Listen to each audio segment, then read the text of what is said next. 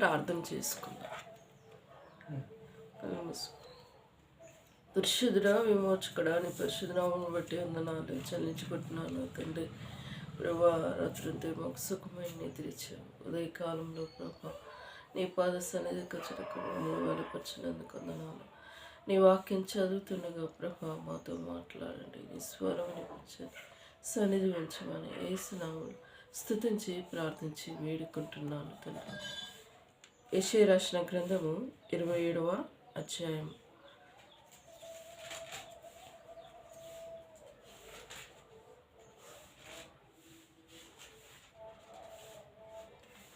ఆ దినమున యెహోవా గట్టిదై గొప్పదై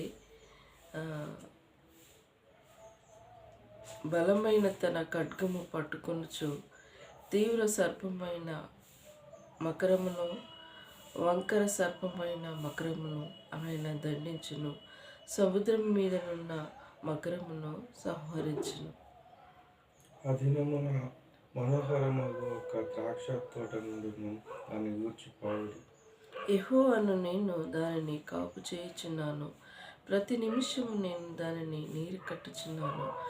ఎవడునూ దాని మీదకి రాకుండాన్నట్లు దివారాత్రము దాన్ని కాపాడుచున్నాను. నా యందు క్రోధం లేదు.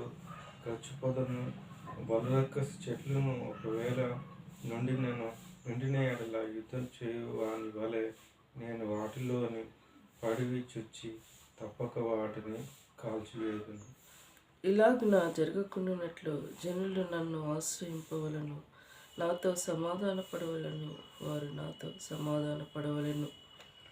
రాబో దినములలో యాకోబు వేరుపారును, ఇజ్రాయేలును చిగురించు పువ్వును. వారు భూలోకంలో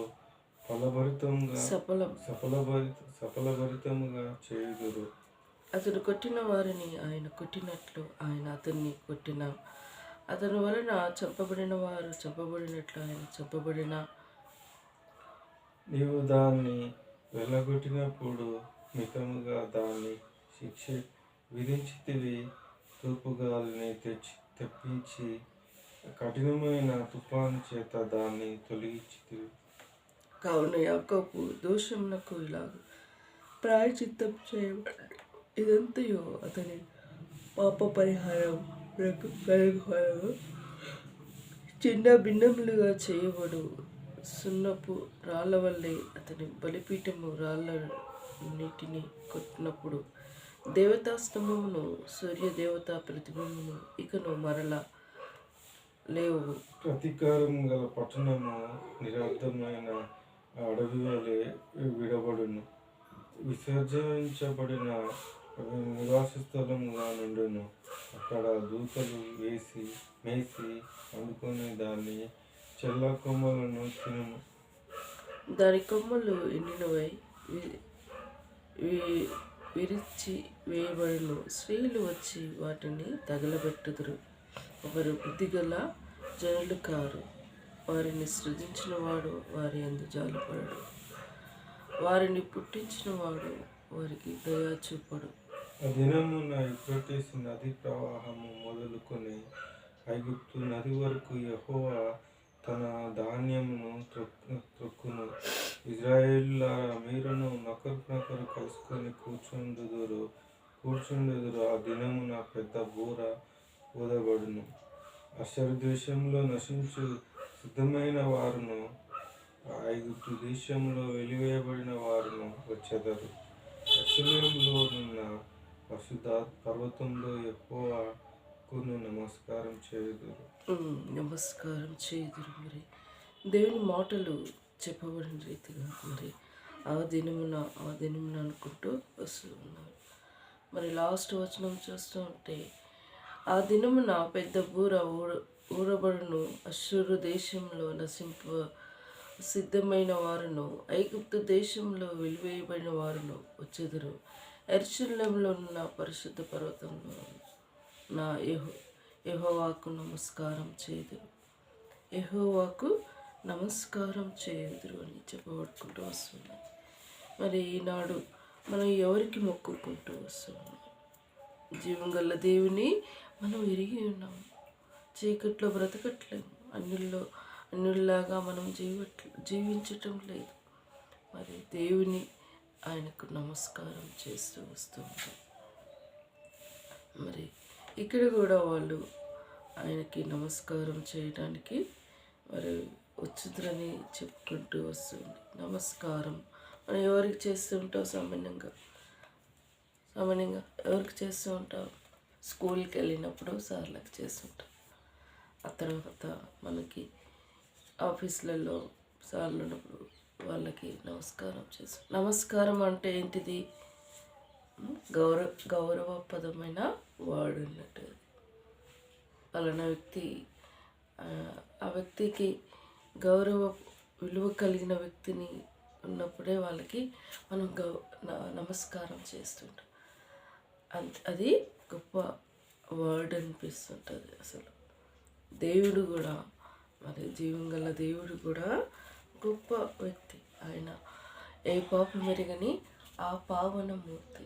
మరి ఒక పాట ఉన్నది, ఏ పాపం మెరుగని ఓ పావనమూర్తి అని. చక్కటి పాట, నాకు ఇప్పుడు అది గుర్తుకు రావట్లేదు. కానీ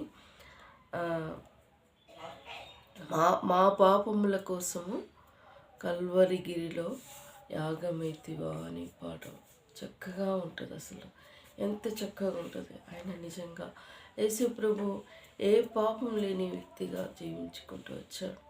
మరి తన తల్లి తన సిలువకి మరణానికి అప్పగింపబడినప్పుడు మరి దెబ్బలు కొట్టుకుంటూ తీసుకుంటూ వెళ్తున్నప్పుడు తన తల్లి ఎంతగానో ఏడ్చుకుంటూ వచ్చింది.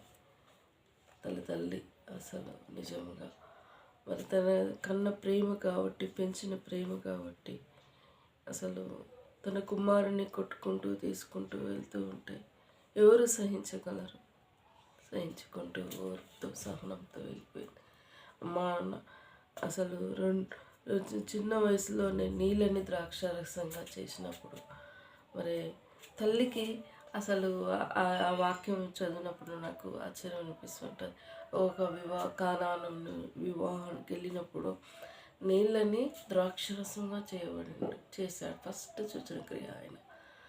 అమ్మ ఫస్ట్ అడుగుతుండే, యేసు అయ్యా ఈ నీళ్ళు అయిపోయింది, ద్రాక్షరసం అయిపోయింది అంటే, అమ్మ నా సమయం ఇంకా రాలేదు, నన్ను ఎందుకు తొందర పెడుతున్నావు అని అంటూ ఉంటాడు.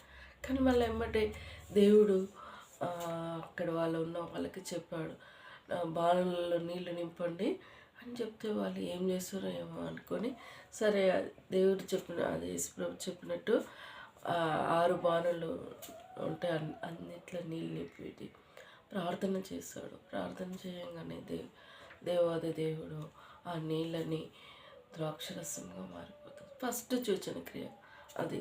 చూసినప్పుడు వాళ్ళు ఆ పెళ్ళి వారు అందరూ అంటూ ఉంటారు, ఫస్ట్ ఇంత మంచిది దాచుకొని మాకు ఫస్ట్ ఇలాంటిది పోసారేంటి అని అంటూ వస్తుంటారు.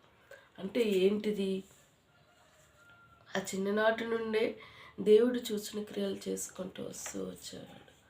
గుడ్డోలకి కళ్ళు ఇచ్చాడు, గుంటోలకి నడిపించాడు, చనిపోయిన వారిని లేవనెత్తాడు, కుష్ఠరోగులను బాగు చేశాడు, పక్షవాయు గల వారిని నడిపించాడు. దేవుడు ఇక ఈ లోకంలో ఉన్న రోగులని, చాందాయగల రోగులని, 30 ఏళ్ళ నుంచి రోగంలో మంచంలో పడిన వ్యక్తిని ప్రార్థన చేయగా నా కోడిటి ఇక్కడికి వెళ్ళుము, అందులో మునిగిరా, నీ జబ్బంతా పోతుందని చెప్పాడు. ఎంత భయంకరమైన ఉన్న రోగాలన్నీ దేవుడు సృష్టిపరుచుకుంటూ బాగు చేసుకుంటూ వచ్చాడు. ఎన్ని చేస్తూ ఉంటే ఆ సైనికుల బంట్రోతుల అందరూ ఏమన్నారు, ఈయన యోసేపు దావీదు కుమారుడు కాగా ఇవన్నీ చేస్తూ ఉన్నాడు ఏంటి, ధర్మశాస్త్రంగా విరుద్ధంగా ప్రవర్తిస్తున్నాడు. అప్పటి నుంచే ఆయనపై తప్పు పట్టడం స్టార్ట్ చేశారు. ఇక ఆ శిష్యులు మరి ఇస్కరియోతు యూదా బడ్రోతులకి యేసుప్రభుని అప్పదింపేది దేవునికి తెలుసు, ఈ వ్యక్తి నన్ను అప్పచెప్తాడు అని తెలిసి ఇక సువార్త చెప్పుకుంటూ వస్తూ నన్ను మీలో ఒకరు నన్ను అప్పగించే సమయం దగ్గర పడ్డది అంటే వాళ్ళందరు శిష్యులు అంటారు, నీనా ప్రభా అంటే ఇస్కరియోతు యూదా కాడికి వచ్చేవారికి నువ్వు అన్నట్లే నువ్వే అని చెప్తుంటారు. అసలు నువ్వే అంటే ఇప్పుడు మన విషయంలో రహస్యమందున్న దేవుడు రహస్యంగా ప్రతిఫలం ఇచ్చిన వాక్యం సెలవిచ్చబడింది. ఇప్పుడు జరగబోయే విషయం కూడా చెప్పేవాడికి అసలు నేను చేస్తానా అన్న ఆశ్చర్యం మనకు కనిపిస్తూ ఉంటుంది. మరి ఆ విధంగానే ఇస్కరియోతు యూద యూదుల వాళ్ళకి అప్పచెప్పాల్సి వచ్చిన సమయం ఏర్పడి ముమ్మారు కోడు కుయ్యపు నువ్వు నన్ను ఎరగనంటావు అనే ఒక వ్యక్తిని అంటూ వస్తావు. అయ్యో దేవా, చూసావా ఆ సైన్యంలో యేసుప్రభుని పట్టుకుంటా నువ్వు కూడా యేసుప్రభు ఆయన శిష్యుడివే కదా అంటే లేదు నీకా అని 3 సార్లు అనుకుంటూ వచ్చా. అయ్యో అయ్యో అని ఆయన అసలు తలక్రిందలుగా మరి ఉరేసుకొని చావబడిన స్థితి ఏర్పడింది. ఎంత భయంకరం అసలు చూసి ఆ ఒక సినిమా ఆ సీన్ చూసినప్పుడు అసలు నిజంగా ఎంత దేవుడు ఎంత బాధ అనుభవించాల్సి వచ్చింది కదా దేవుడా అని నాకు బాధ అనిపిస్తూ వస్తుంటుంది. ఇక ఆ సిలువ మోపిస్తూ ఉంటారు, గొల్కొత్తా కొండ దగ్గరికి కొట్టుకుంటూ మోపిస్తూ ఉంటారు. ఆయన ఏ పాపం చేయలేదని పిలాతు తెలుసా, పిలాతు ఈయన ఏ విచారణ చేస్తే ఈయన ఏ తప్పు చేయలేదు, ఈయనకి ఎందుకు సిలువ వేయాలని అంటున్నారని జనాలు అడుగుతుంటే కాదు ఈయన యూదుల రాజుగా అంటున్నాడు, అంతేకాదు ఈయన అసలు ధర్మశాస్త్రానికి విరోధంగా మాట్లాడుతూ ఉన్నారు అని చెప్తూ వస్తూ ఉన్నారు. సరే ఈయన విషయం నాకు ఏ తప్పు అనిపిస్తలేదు. మరి ఈయన నేను శిక్ష చేసడానికి నేను చేస్తే ఈ పాపంలో నేను కూడా పాలువాడలుగా అవ్వాల్సి వస్తుందని మాకు నీళ్ళు తెప్పించుకొని మీరు ఏమైనా చేసుకోరు కానీ నేను దీనిలో నేను పాల్గొన్నాను చెప్తున్నారు. వాళ్ళు ఇక వెళ్ళిపోతూ దొంగ స్థానంలో ఆయన నుంచి సిలువేరి ఈయన విప్పేరి ఈయన చేరి ఉతుకొని సిలువ వేసేదాకా వదిలిపెట్టలేదు. సిలువ వేసి ఆయన చెప్పిన రీతిగా మన నుంచి తిరిగి లేచిన దేవుడు, అలాంటి గొప్ప దేవుని కలిగినవంటే మనం ఈ దినంలో నమస్కారము చేయాల్సి వచ్చిన దినమే. అందుకోసమే క్రిస్మస్ దినాలలో ఉన్నాము. జన్మదిన వేడుకలు జరుపుకుంటూ ఉంటారు. ఒక శిశువు జన్మించినప్పుడు కుటుంబంలో సంతోషం ఏర్పడుతూ ఉంటుంది. సంతోషం ఆ తల్లి అవ్వబడ్డ ప్రసవ వేదన బాధంతా మర్చిపోయి ఒక కుమారుని కనినప్పుడు ఆ సంతోషం గొప్పదని ఆనందిస్తూ ఉంటుంది. యేసుప్రభు కూడా జన్మించినప్పుడు గొప్ప ఆనందం కలగబడిన దినం. మరి ఆ గొప్ప దినాన్ని కలిగినామంటే మనం గొప్ప భాగ్యము. మరి దేవుని ఎరిగిండుట కూడా గొప్ప భాగ్యం. ఆ భాగ్యం ఎరిగిన వారు మన చుట్టుపక్కలే మన గ్రామంలోనే అనేకులు ఉన్నారు. చీకట్లోనే బ్రతుకుతుంటారు. వారికి ఉన్న కారణాలను బట్టి వారికి ఉన్న ఆలోచనలు బట్టి దేవునికి దూరం అయిపోతూ ఉంటారు. కొందరు ఎదుటి వారి తప్పులు ఎంచుకుంటూ చూస్తూ ఉంటారు. తమ తప్పులు ఎరగరా, తమ తప్పులు చూసుకోరు కానీ ఎదుటి వాళ్ళ తప్పులు చూసుకుంటూ జీవిస్తూ ఉంటారు. మరి దేవుడు అందరినీ ప్రేమించినవాడు, సర్వలోకాన్ని ప్రేమించిన దేవుడు మనల్ని ప్రేమించుకుంటూ వచ్చాడు. మనకిచ్చిన భాగ్యాన్ని బట్టి దేవునికి రుణస్థులమై ఉన్నాం. దేవుడు ఈ మాటలు దీవించి ఆశీర్వదించుగాక. ప్రార్థించుకుందాం. పరిశుద్ధుడా, విమోచకుడా, నీ పరిశుద్ధమైన నామాన్ని బట్టి వందనాలు చెల్లించుకుంటున్నాను తండ్రి. ఉదయకాల సమయంలో దేవా నీ పాద సన్నిధికి వచ్చేటకు మమ్మల్ని బలపరిచినందుకు వందనాలు. దయగలనైనా నువ్వు మాకు దేవుడు వినేందుకు అయ్యా నీ నామాన్ని స్మరణలోనికి తెచ్చుకోవడానికి, నిన్ను మోకరించడానికి, నీకు నమస్కారం చేయడానికి మాకు ఇచ్చిన భాగ్యాన్ని బట్టి వందనాలు. దయగలనైనా క్రిస్మస్ దినాలలో ఉన్నాం. థర్స్డే రోజు గుడ్ ఫ్రైడే క్రిస్మస్ సెలబ్రేషన్ ప్రభా. మరి నాయన గృహంలో సంపూర్ణ సంతోషం ఆనందం పరిపూర్ణం చేయండి ప్రభా. మేము మీటింగ్ మరి ఆ రోజు ఈవినింగ్ పెట్టుకుంటకు మాకు సహాయపడండి ప్రభా. మా ఫ్యామిలీ వాళ్ళందరూ వస్తారు. దేవా అని జ్ఞాపకం చేసుకుని నా కుటుంబం అంతే సంపూర్ణ రక్షణ ఆనందంతో నింపబడే విధంగా నా కుటుంబాన్ని సంపూర్ణంగా రక్షించమని ప్రార్థిస్తున్నాను యేసయ్య. నీ కొందనాలు. అంతేకాదు న్యూ ఇయర్ సెలబ్రేషన్ కూడా ఉంటుంది ప్రభా. న్యూ ఇయర్లో వాగ్దానం తీసుకునేదంటే న్యూ ఇయర్లో మా వాగ్దానంతో మమ్మల్ని బలపరిచి ముందుకెళ్ళండి.